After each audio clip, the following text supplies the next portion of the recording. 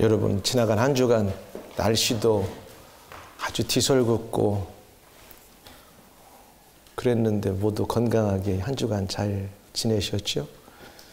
감기 걸린 사람들도 있었고 또 회복 중에 있는 분들도 있고, 저도 이번 감기가 3주 동안 가는데 목이 아주 지금도 따가워요.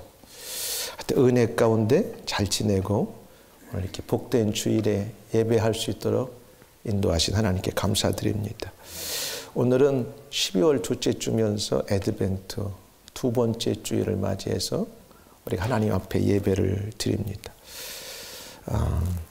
요한복음은 사랑의 사도인 사도 요한이 AD 한 80년에서 90년 사이, 좀 간격이 넓어요.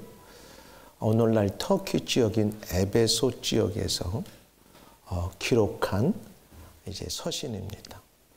그러니까 80년에서 90년 사이, 마지막 이제 반모섬으로 유배되기 직전에 했어요. 예수님의 어머니 마리아가 그 지역에 와 살 때 사실 이모지만 자기 어머니 같이 노년을 잘 봉양해 드렸던 그런 사도가 바로 사도 요한이었습니다. 이 요한복음이 기록된 목적은 예수 그리스도를 믿는 믿음으로만 생명을 얻을 수 있다, 이런 뜻이에요. 예수 그리스도를 믿는 믿음으로만 영원한 생명을 얻을 수 있다. 그런 복음의 본질을 이제 깨닫게 하려는데 기록된 서신입니다. 어떤 기적이 목적이 아니고 어떤 표적이 목적이 아니고, 그걸 통하여 그 표적을 나타낸 분이 누구인가, 그분을 믿음으로 알고 믿고 구원받는 복음의 본질을 잘 나타냈습니다. 그래서 30절, 요한복음 20장 30절에 이렇게 나와 있어요. 예수께서 제자들 앞에서 이 책에 기록되지 아니한 다른 표적도 많이 행하셨으나, 그러니까 이 땅에 계실 때 예수님은 어마어마한 표적들을 행하셨는데 일부만 요한복음에 기록됐다고 표현하는 거죠. 그런데 31절에 뭐라고 말씀하고 있냐면, 오직 이것을 기록함은 예수께서 하나님의 아들 그리스도이심을 믿게 하려는 데 있다는 뜻이에요. 그러니까 사람들은 와, 기적을 행하시는구나, 사람들이 할 수 없는 엄청난 어떤 외적인 것들을 보여주시는구나, 그거에 목적을 두는 것이 아니라 그 어떤 표적과 사인을 통하여 그걸 행하시는 분 예수 그리스도가 믿음의 주요 본질이라는 것을 말씀을 전하는 거죠. 요한복음은 예수 그리스도만이 복음의 본질이시다 라는 7가지 사인, 표적을 통하여 설명하고 있어요. 잘 아시는 대로 물로 포도주를 만든 사건, 왕의 신하의 아들의 병을 고친 사건, 그 다음에 38년 된 중풍병자를 고치신 것, 오병이어의 이제 수많은 군중들을 먹이신 사건, 갈릴리 바다 위로 걸어오셨던 사건, 날 때부터 소경된 자, 오늘 우리가 읽은 이 본문의 내용, 고치신 사건, 죽은 나사로를 살린 사건. 와, 이 열거만 해도 인간으로서는 할 수 없는, 이건 신적 존재로서만 행할 수 있는 놀라운 표적들입니다. 그럼에도 불구하고 그 표적에 집중하는 게 아니라 그것을 행하신 분이 누구라는 것에 믿음의 포커스를 두는 것이 요한복음의 복음의 본질이에요. 그리고 예수님께서 요한복음에 특별히 내가 누구라고 하는 자기 정체성에 대해서 말씀을 하셨어요. 이게 이제 헬라 원어 에고 에임이라고, 나는 누구이다. 자신이 셀프 데클러레이션을 했어요. 7가지 거쳐서. 첫 번째는 나는 생명의 떡이다. 누가 그런 얘기를 할 수 있어요? 예수님만이 하셨어요. 나는 생명의 떡이다. 두 번째는 나는 세상의 빛이시다. 세상의 빛이다. 오늘 이제 제가 할 설교의 내용이고, 또 세 번째는 나는 양의 문이다. 네 번째, 나는 선한 목자다. 다섯 번째, 나는 부활이요 생명이다. 내가 곧 길이요 진리요 생명이다. 여섯 번째. 일곱 번째는 나는 참 포도나무다. 그래서 자기를 셀프 정체성을 확실하게 누구라는 것을 밝히셨어요. 사도 요한이 7가지 이런 표적을 선별하여 기록한 목적은 말씀드린 것처럼 기적을 나타내는 데 목적이 있는 것이 아니라 그 사건 속에 역사하시는 예수님만이 그리스도, 구약에서 예언된 메시아라고 하는, 그리고 하나님의 아들이라고 하는 사실을 믿어 구원받게 하려는 데 있습니다. 이것이 본질이에요. 그리고 예수님의 자기서는 7가지는 자기의 정체성을 확실하게 보여주고 있어요. 여러분들을 누가 물어보면 당신은 누굽니까? 이렇게 물어보면 일단 이름 석자부터 되죠. 나는 누구다. 어디 산다. 또 우리 가족은 어떤 가족이다. 이렇게 대충 얘기해요. 자기에 대해서 확실하게 PR을 한다는 게 이렇게 쉽지 않아요. 근데 예수님은 자기 정체성에 대해서 분명하게 7가지를 이렇게 말씀하셨어요. 예수님은 누구신가라는 질문에 본인이 말씀하신 7가지 나는 누구다고 하는 그 말씀 가운데 더 확실한 것은 없어요. 근데 이것은 인간 누구도 할 수 없는 신적인 존재로서 예수님만이 자기의 정체성을 확실하게 보여줬던 내용입니다. 오늘 우리가 함께 읽은 요한복음 9장 1절에서 12절은 예수님의 6번째 표적을 소경을 고치신 사건이며 자기서는 2번째 해당하는 나는 세상의 빛이다. 본문을 중심으로 세상의 빛으로 오신 예수님. 그러니까 오늘 말씀의 요약은 한 가지예요. 2가지, 3가지도 없고 예수님은 이 땅에 인자로 오셨는데 그 인자로 오신 예수님은 빛으로 오셨다는 거예요. 이게 말씀의 결론부터 제가 말씀드려요. 이거 딴 거 다 잊어버려도 이거 하나만 듣고 가시면 돼요. 오늘 날씨가 이렇게 좀 우중충하고 컴컴하죠. 그래도 우리가 환하게 예배드리는 건 여기에 인위적인 빛이 있기 때문에 그래요. 근데 이 빛을 딱 끄면 어두컴컴하니 캄캄하고 여기가 그렇게 좋지가 않습니다. 자, 세상의 빛으로 오신 예수님이란 제목으로 말씀을 증거할 때 말씀을 듣는 가운데 성령께서 우리 안에 빛으로 환하게 찾아오시기를 주의 이름 축원합니다.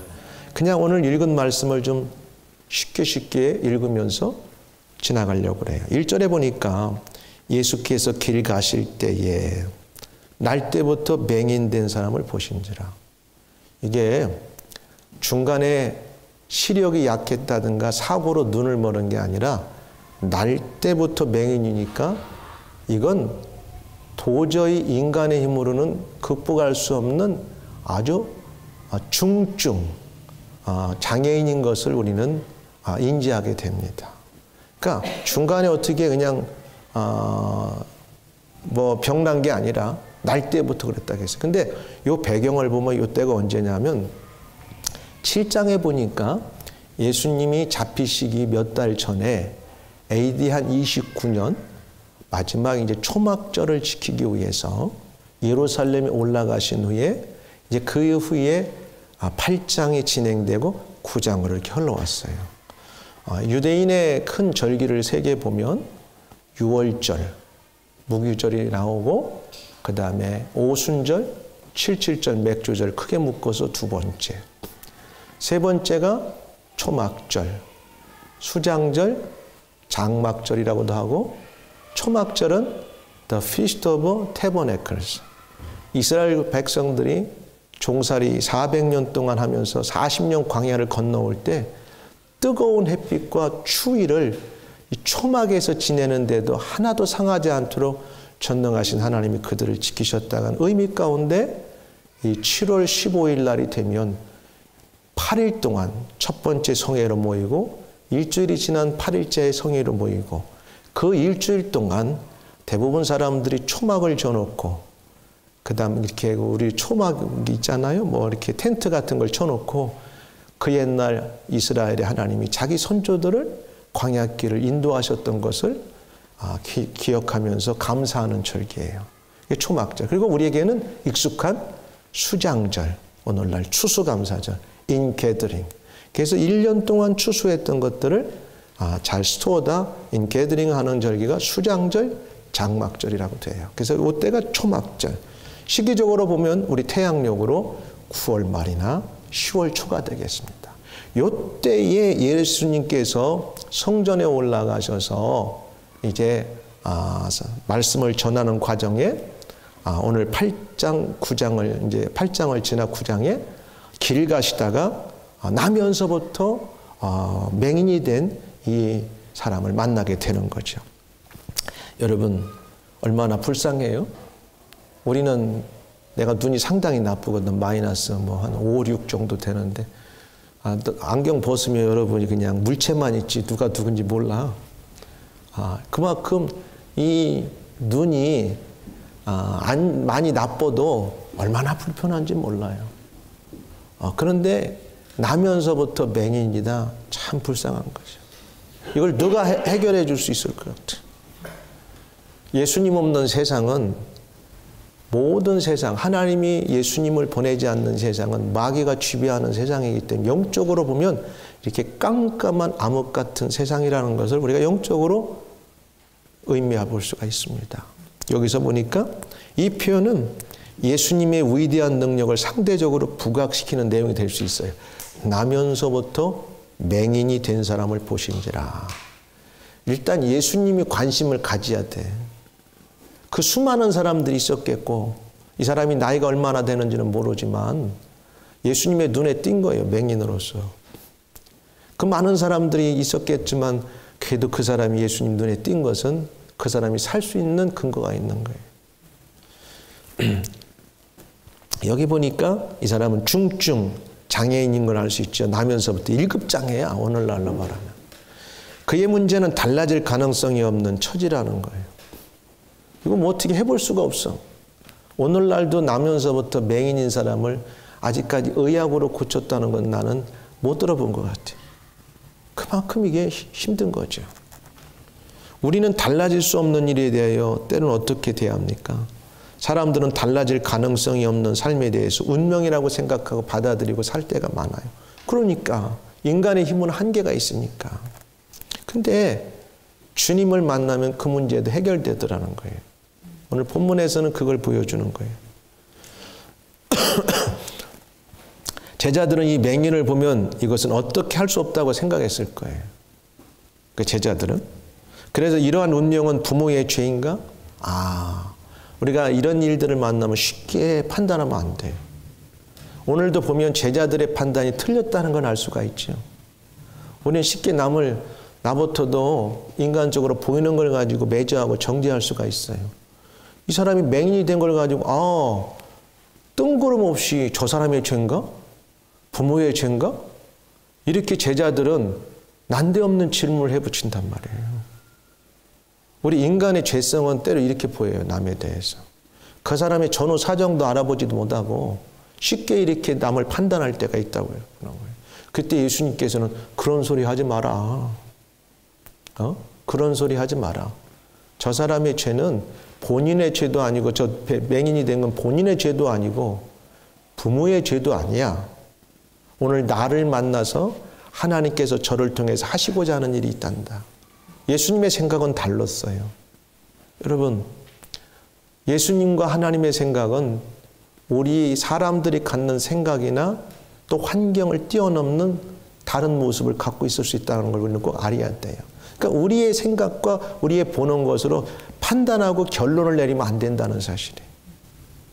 우리가 봐도 인간적으로 보면 날 때부터 맹인된 사람은 어떤 해볼 만한 방법이 사실 없어요. 그럼 이게 제자들 같았으면은 예수님 불쌍한데 연대까지 예수님과 함께 오는 걸 보면 그 전에도 요한복음 5장에 보면은 38년 중풍병에 걸린 사람 예수님이 고친 사건을 봤고 그 다음에 오병이어의 사건을 통해 먹인 사건들을 봤고 수많은 일들을 했고 바다 위를 걸어오는 이런 수많은 일들을 보고도 제자들은 또 엉뚱한 소리를 하고 있는 거예요. 불쌍한데 예수님께서 원하시면 뭔가 해줄 수 있지 않겠습니까? 사실 제자들이 이 정도는 돼야 되는데 그러지 않았어요. 그래서 제자들이 예수님께 선생님, 저 사람의 소경으로 태어난 것은 누구의 죄입니까? 자기의 죄입니까? 부모의 죄입니까? 물었어. 야, 이것은 전혀 예측할 수 없었던 건데 그렇게 물어봤어요. 이 질문을 제자들로부터 받아 예수님이 이렇게 대답하죠. 예수께서 대답하시되 이 사람이나 그 부모의 죄로 인한 것이 아니라 그에게서 하나님이 하시는 일을 나타내고자 하심이라. 때로는 저와 여러분 우리들이 살아가는데 사람들이 볼 때는 도저히 불가능해 보이고 왜 이런 일이 우리에게 놓여 있을까? 어려운 일이 던져졌을 때 우리가 원망과 시비와 자포자기하지 마시고 주님은 이 상황을 어떻게 보고 계시고 그 주님이 그랬잖아요. 1절에서 지나가다가 맹인된 사람을 보신지라. 그러니까 주님이 보고 계시고 있다면 뭔가 거기에는 어떤 일이 일어날 수 있다고 하는 사실. 그러니까 중요한 건 우리가 주님께 아뢰고 주님이 이 상황을 어떻게 보고 계신가를 잘 우리가 간파를 해야 돼요. 그래서 봤는데 주님이 분명히 말씀하세요. 그에게서 하나님이 하시는 일을 나타내고자 하라. 예수님은 달랐어요. 그가 맹인인 것은 하나님이 하실 일을 나타내기 위해서라고 말씀하시고 그렇게 얘기한 사람은 이제까지 한 사람도 없었어요. 그래요. 세상은 인간이 구원받는 거라든가 영생을 얻는 이런 모든 길들은 예수님밖에는 도저히 해결할 방법이 없어요. 세상에 그 누구도 아무리 생각해도 죽은 자를 살린다든가 죄의 문제를 해결한다든가 영생을 얻게 한다든가 천국으로 들어가게 하는 모든 방법은 예수님밖에 없다고 하는 사실이에요. 인간도 할 수 있는 일 같으면 웬만하면 뭐 예수님을 왜 믿겠어요? 근데 그렇지 않아요. 성경에 보니까 두 가지가 있어요. 죄에 대한 징계로 이런 질병이 찾아올 수도 있더라고. 죄에 대한 징계로. 레위기 26장 15절 이하에 보면은 내 규례를 멸시하며, 잘 들으세요. 내 규례, 하나님 말씀을 멸시하며 마음에 하나님의 법도를 싫어하여 내 모든 계명을 준행하지 아니하며 내 언약을 배반할진대 내가 이같이 너희에게 행하리니 곧 내가 너희에게 놀라운 재앙을 내려 폐병과 열병으로 눈이 어둡고 생명이 쇠해가게 할 것이요 너희가 파종하는 것은 헛되리니 너희의 대적이 그것을 먹을 것이며. 가끔은 하나님께서 하나님의 말씀을 경멸하고 하나님을 무시하고 하나님의 법도를 따라 살지 않을 때는 하나님의 징계의 수단으로 질병도 허용하시는 걸 볼 수가 있어요. 하나님 주관자가 되시니까. 신명기 28장 61절에도 이것은 신명기 28장은 하나님의 말씀을 순종하는 자에게는 복이 임하지만 그러지 못한 자에게 어마어마한 하나님의 저주와 질병이 임하는 것을 말씀하는데 61절에도 이렇게 말해요. 또 이 율법책에 기록하지 아니한 모든 질병과 모든 재앙을 네가 멸망하기까지 여호와께서 네게 내리실 것이니. 근데 여기에 우리가 해답이 있어요. 하나님께서 때로는 그냥 내리는 게 아니에요. 분명히 이유가 있이 하나님께서 내리시더라. 그리고 요한복음 5장 14절에 보니까 결론적으로 어떤 결과가 나오냐면 베데스다 연못가에 38년 된 중풍병자가 누구의 도움으로 예수님이 도움으로 치유함 받았는데 놀라운 말을 해요. 14절에 그 후에 예수께서 성전에서 그 사람을 만나 이르시되 보라 네가 나았어요. 예수님께서 고쳐주셔서 더 심한 것이 생기지 않게 다시는 죄를 범하지 말라 하시니. 이 근거에 의하면 이 중풍병은 예수님의 말씀을 어기고 불순종한 결과로 질병이 왔다는 것을 성경은 설명해 주고 있는 거죠. 근데 꼭 그렇지는 않아요. 만약에 여러분이 의로운데도 올 수가 있어요. 아무 죄가 없는데도 올 수가 있어요. 대표적인 예가 누구냐면 욥의 경우가 그래요.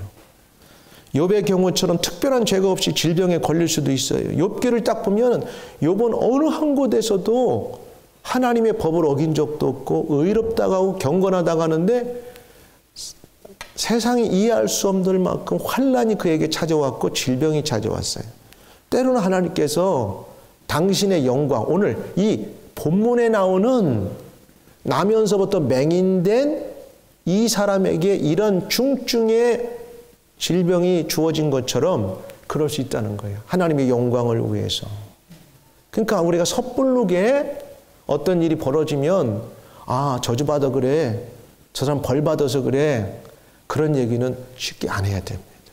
설사 저 사람이 큰 죄를 지어서 우리가 받고 있다고 하는 걸 어느 정도 감지하더라도 그걸 위해서 기도할 뿐이지 우리가 쉽게 말하면 안 된다는 거예요. 그래서 욥기서 23장 10절에 그래요. 그러나 내가 가는 길을 그가 아시나니. 욥이 그래. 하나님, 나 떳떳합니다. 하나님 아시잖아요. 내가 하나님 앞에서 아무 잘못이 없고 죄를 지은 게 없고 범죄한 사실이 없어요. 그건 하나님이 더 잘 아세요. 그가 나를 단련하신 후에는 내가 순금같이 되어 나오리라. 야, 욥은 그것을 원망하고 운명으로 생각하고 될 대로 되라고 하는 어떤 그 염세주의로 끝난 게 아니라 그걸 믿음으로 승화시켜서 하나님이 이 과정을 통해 나를 연단하신 후에는 정금같이 만들 거야. 신앙으로 고백하고 승화를 시켜버렸잖아요. 이게 멋있는 사람이에요. 때로는 하나님께서 우리를 사랑하셔서 점검같이 만들기 위해서 우리를 테스팅할 수도 있어요. 근데 욥과 이 욥이 이런 어려움을 당할 때 보면 사단이 갔다가 하나님과 딜을 하는데 욥의 의견은 하나도 안 물어보셔. 하나님이. 사단이 와가지고서는 에이 하나님 당신의 종 욥이 뭔가 잘 돼가고 있고 뭐가 있으니까 그렇게 하나님 믿지요. 한번 테스트 해볼까요? 그러니까 하나님 해봐. 이렇게 하신 거예요. 욥의 의견 하나도 안 물어보시고 하나님과 사탄과의 딜에서 했는데 놀라운 사실은 욥이 하나님을 믿음으로 붙들고 모든 환난과 질병과 어려움을 극복했다는 사실입니다. 그러니까 욥은 순금같이 정금같이 빛났어요. 히브리서 12장 5절 13절에도 때로 이렇게 말해요. 아무 잘못이 없는데 아들들에게 권하는 것 같이 너희에게 권면하신 말씀도 잊었도다. 일렀을 때 내 아들아 주의 징계하심을 경히 여기지 말며 그에게 꾸지람을 받을 낙심하지 말라. 때로는 하나님이 우리를 연단시키고 더 강한 사람을 만들기 위해서는 징계도 하시고 꾸지람도 하시고 그럴 때 잘못이 없는데 당한다면 낙심하지 말아라. 거기에는 하나님의 놀라운 뜻이 있을 수 있다. 뭐라고 한 줄 알아요? 주께서 그 사랑하시는 자를 징계하시고 그가 받아들이시는 아들마다 채찍질하심이라 하였으니 너희가 참은 징계를 받기 위함이라. 하나님이 아들과 같이 너희를 대우하시나니 어찌 아버지가 징계하지 않는 아들이 있어요. 진짜 아들은 때로 잘못된 길, 때로는 강하게 훈련시키기 위해서 이런 연단의 과정들이 있다고 하는 걸 말씀하는 거예요. 그러니까 두 가지가 있는데 나는 여러분들이 어떤 상황에 있든지 낙심하지 말고 하나님만을 바라보기를 바랍니다. 그러니까 여기에서 본 예수님의 생각은 좀 달랐어요. 사람들의 생각과 예수님의 생각은 확실하게 다른 것은 뭐냐면 아버지 하나님의 뜻이 이루려고 그에게 이런 일이 있으셨다고 예수님께서는 선언하셨어요. 그리고 그 말씀을 하신 예수님께서는 책임을 지시기 위해서 이제 직접 일을 하시는 거죠. 그러면서 본인이 이 땅에 오신 목적을 얘기하시는 거예요. 내가 이 땅에 온 이유가 있는 4절에 이렇게 말씀하고 있죠. 때가 아직 낮음에 나를 보내신 이의 일을 우리가 하여야 하리라. 밤이 오리니 그때는 아무도 일할 수 없느니라. 이건 예수님이 당신을 가리킨 말씀인데 이 4절 5절을 통해서 예수님이 이 땅에 구속의 주로 대속의 주로 오셨고 오셔가지고 3년 동안 짧은 공생의 기간 동안 복음을 증거하시고 내가 누구라 내가 하나님이 이 땅에 보낸 사람으로 인자로 온 데는 세상의 어둠 가운데 그 다음에 죽음 가운데 있는 인류 너희들에게 빛으로 왔다고 하는 사실을 보여주러 오셨다는 사실이에요. 근데 예수님께서도 자기의 어떤 그 구속사에 이 땅에 오시 일하는 과정을 통해서 우리에게 4절 5절을 표현하는 내가 때가 아직 낮음에 이건 구속사의 낮과 밤이 십자가를 정점으로 구분됨을 설명하는 거예요. 당신이 지금 십자가를 지는 과정에 어떤 앞뒤의 일들이 있을 것인가. 예수님께 지상에 계실 때는 낮이었어요. 비유를 그렇게 드는 거예요. 예수님이 33년의 삶을 살며 30년 동안은 일반인으로 살았고 3년 동안 공생애를 사시면서 예수님이 사역하는 기간은 낮이야. 여러분, 대부분의 사람들 오늘날은 이런 문명의 발달로 밤에도 우리가 일을 하죠. 환히 불을 켜놓고 또 컴퓨터를 가지고 일을 하지만 대개 일은 낮 시간에 대부분 하잖아요. 그러니까 이 의미가 그런 거예요. 예수님께서 십자가를 정점으로 구분되는데 낮과 밤이 지상에 계실 때는 낮이었고 얼마 후 그가 십자가에 달리실 때와 무덤 속에 계실 때는 밤이었다는 거예요.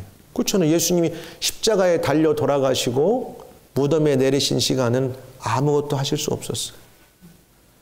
여러분, 저와 여러분들에게도 주어진 시간이 마냥 있는 거 아닙니다. 이게 나이가 좀 먹어가면 생각은 있는데 몸이 안 움직일 때가 있어, 점점. 근데 아직 젊잖아요. 여러분들 막 밤도 샐 수 있고 뭣도 할 때 그러면 또 그 다음날 일할 수 있잖아요. 일할 기간이 있는 거예요. 때가 있는 거예요. 시간이 지나가면 없어요. 그러니까 그때는 아무도 하나님의 일을 하지 못했어요. 예수님이 십자가에 매달리시고 무덤에 내려갔을 때, 그러나 그가 부활하신 후 다시 낮이 찾아왔으며 낮에 속한 자들이 하나님의 일을 할 때가 오는 건 뭐냐? 저와 여러분들이. 예수님은 지금 안 계시지만 성령을 통해 우리 가운데 와 계신 예수님, 빛으로 오셨잖아요. 빛으로. 예수님께서 이 땅에 일하러 오신 건 딴 거 아니에요. 5절에 오늘 말씀하시는 내용이 그거예요. 5절에. 내가 세상에 있는 동안에 세상의 빛으로다. 예수님을 만난 사람은 어두움에서 빛으로 옮겨졌고 죽음에서 영생으로 옮겨졌고 하나님의 자녀가 아니었던 우리들이 하나님의 빛된 자녀로 옮겨졌다고 하는 사실이에요. 자기가 이 땅에 오셔서 어떤 사역을 하시고 십자가를 중심으로 그 다음에 자기 사역이 분명하게 무엇 때문에 이 땅에 왔다는 것을 이 4, 5절을 통해서 말씀하시는. 내가 이 땅에 십자가를 지러 왔어. 십자가 지기 전에 수많은 얘가 얘기를 했어. 내가 누구라는 사실을. 왜 나를 믿어야 되고 내가 왜 하나님이 보낸 메시아고 그리스도라고 하는 사실을 너희들에게 많이 전했는데 너희들에게 빛을 주러 왔다고 하는 사실이에요. 빛을. 예수님은 자기 정체성을 분명히 보여주고 있어요. 저와 여러분들은 빛의 자녀인 줄 믿으시기 바랍니다. 여기에서 다른 말씀을 우리가 찾기는 뭐 찾을 필요도 없고 결론이 그거예요. 예수님이 이 땅에 와 십자가를 지시고 무덤에 내려가셨다가 그 죽음의 권세를 이기시고 부활하셔서 하늘로 승천하시고 우리에게 그것을 부탁하신 것은 딴 거 아니에요. 어둠의 세계를 물러치고 죽음을 우리에게 물리치고 빛을 주시고 생명을 주러 오셨다고 하는 사실이에요. 그래서 그 맹인에게 예수님이 빛이라고 하는 사실을 보여주기 실제로 그 맹인을 불러가지고 침을 뱉어가지고 거기서 눈에 발라가지고 실로암 못에 가서 닦으라. 여러분 이 성경의 그 밑에 보면 33절에 보니까 이렇게 표현해요. 창세 이후에 이러한 표적을 본 적이 없다 그랬어요. 누구도 지금까지도 날 때부터 맹인된 사람을 고쳤다고 하는 사람은 없어요. 이것은 예수님만이 하실 수 있는 능력인데 누구냐? 예수님이 하나님이 우리에게 보내준 메시아 그리스도시고 그분은 이 땅에 참 빛으로 오셨다고 하는 걸 보여주시는 거예요. 눈먼 봉사에게 가장 염원하고 바라는 것은요. 평생에 한 번이라도 눈 뜨는 거예요. 신봉사가 눈 뜨기 위해서 그 사랑하는 딸이 공양미 300석에 팔려서 인당수 물에 자기 몸이 빠졌을 때 그 아버지 눈 한번 뜨게 하려고. 그렇잖아요. 여러분이 지금 볼 수 있으니까 얼마나 감사한지 몰라요. 볼 수 있을 때 우리가 빛을 보고 떠오르는 태양을 보고 아마 조금만 있으면 이제 새해가 밝아오죠. 사람들은 1월 1일 떠오르는 태양을 한번 느끼기 위해서 몇 시간씩 차를 몰고 해돋이를 찾아가는 사람들이 많이 있어요. 왜? 여러분이 만약에 눈이 안 보인다고 하면 그런 기대가 없을 거란 말이에요. 떠오르는 태양을 한번 바라보고 싶으니까. 그리고 그것을 여러분의 가슴에 품고 싶고 그 햇빛같이 여러분의 다가오는 1년 동안 찬란한 멋진 인생을 한번 살고 싶으니까. 이렇게 빛이 우리에게 좋은 거예요. 어둠이 싹 사라지죠. 밤을 좋아하는 사람 별로 없죠. 밤을 좋아하는 사람 뭔가는 모르게 역기능으로 살아가는 거예요. 어쩔 수 없이 우리가 밤에 살아가지만 모든 사람은 다 빛을 좋아하게 돼 있어요. 특별히 하나님의 사람들, 예수 믿는 사람들은 예수님이 빛이시로 오셨기 때문에 요한복음 1장부터 읽어보면 빛으로 왔다고 말씀하셨어요. 예수께서 소경을 고쳐주신 여러 번 사건이 있지만 특별히 오늘 이 사건을 통해서 예수님은 빛이다. 그래서 실로암 못에같이 씻어라. 실로암 뜻은 보냄을 받았다는 뜻이다. 저와 여러분들은 예수님 만났죠. 빛된 삶을 살고 있죠. 어디로 가야 돼요? 나 혼자만 좋다고 뛰지 말고 어두움에 지금도 갈 길을 헤매고 있는 세상의 사람들에게 내가 빛을 보았다고 내가 만난 그 빛을 소개하도록 우리는 세상 가운데 보냄을 받은 사람들이에요. 할렐루야.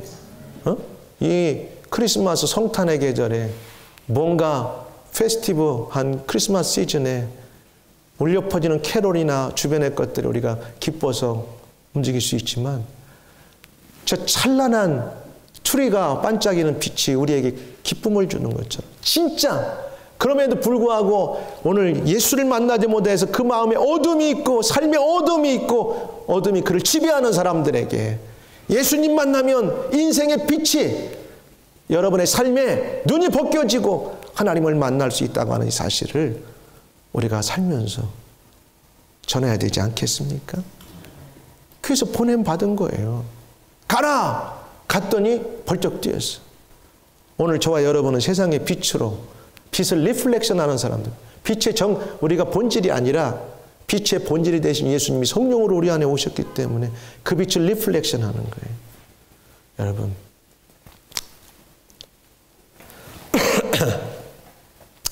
이제 여기에 보니까 영적인 눈도 함께 떠서 예수를 메시아로 이 사람이 처음에는 60만 뜬 줄 알았더니 순종하고 갔어요. 이 두 가지 가라고 했을 때는 두 가지 의미를 여기서 갖는데 우선 진흙을 이겨 소경의 눈에 바르게 한 것은 예수님께서 그 맹인을 굉장히 동정어리게 사랑을 대했다는 걸 우리가 좀 느낄 수가 있어요. 보통은 예수님께서 그래 네 믿음이 너를 구원했다 가라 이런 경우가 많은데 이 맹인에게는 특별히 당신의 침을 뱉어서 그 다음에 흙을 짓이겨서 눈에 발랐어요. 동정이 많이 있었던 것 같아요. 두 번째는 뭐냐면 실로암에 가서 씻으라고 하신 것은 소경의 믿음과 순종을 시험하기 위함이에요. 이제 말씀을 맺겠어요. 물론 18절부터 12절까지는 네가 어떻게 나섰냐고 바리새인들과 종교 지도자들이 막 다구치니까 예수라고 하는 사람이 나를 낫게 했다고 아직은 이 12절까지는 이 맹인이 정확한 예수님에 대한 메시아가 알 수 없지만 점점점 뒤로 흘러가면서 뭐라냐면 그는 선지자입니다. 그는 하나님이 보내신 사람입니다. 그는 메시아입니까지 나가. 사랑하는 여러분, 예수님께서 태어날 때부터 볼 수 없던 사람을 고쳐주었어요. 세상에 빛으로 오신 예수님은 이 사람의 육신의 눈뿐 아니라 영적인 눈까지도 치유해 주셨어요. 올바른 신앙을 고백하게 하심으로써 예수님 자신이 세상의 참빛이 되심을 다시 한번 증거하셨어요. 오늘 이 빛을 소유하고 살아가는 저와 여러분은 얼마나 행복한 사람들입니까? 어둠이 다 물러갑니다. 사단이 절대 여러분을 지배할 수 없습니다. 사단의 속임수에 우리가 넘어가면 안 됩니다. 어떤 일을 만나고 힘든 일을 만나도 이거 나에게 재앙이야 저주야 절대 그런 걸로 여러분 주눅들지 마세요. 오늘도 빛으로 오신 예수 그리스도를 여러분이 고백하고 외치고 성령께 의지하면 어둠의 모든 것들이 싹 사라지고 또 한 주간도 만나는 사람마다 이 성탄의 계절에 이 세상에 어둠을 몰아치고 죽음의 권세를 물리치기 위해서 인생의 참 빛으로 오신 예수님을 우리가 경배하고 축하하는 절기구나. 여러분도 감사하고 만나는 사람마다 기쁨을, 빛을 나누는 한 주간 되기를 주의 이름으로 축복합니다. 기도하겠습니다.